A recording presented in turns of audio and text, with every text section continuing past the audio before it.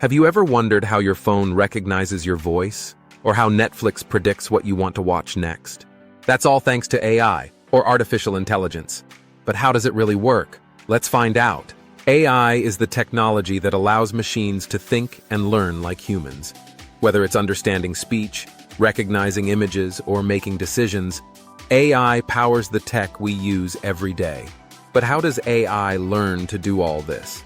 It's through data, algorithms, and something called neural networks. At the core of AI is machine learning, a method where AI learns from examples, just like we do.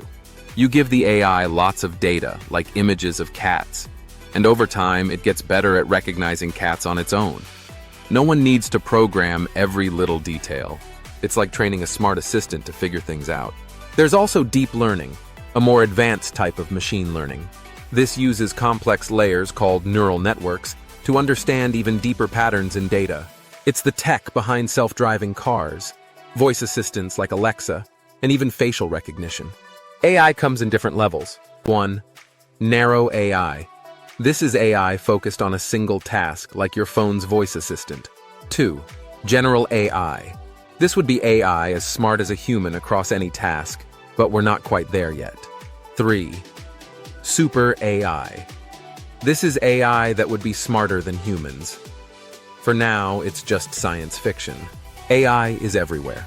It's in your phone, recommending what to watch, helping doctors diagnose diseases, and even driving cars. Whether you realize it or not, AI makes life easier and more connected.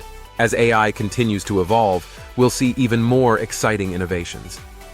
But it's not without its challenges, like privacy concerns and job automation. Still, AI holds incredible promise for the future.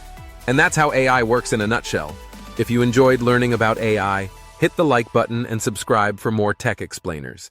Thanks for watching, and see you in the next video.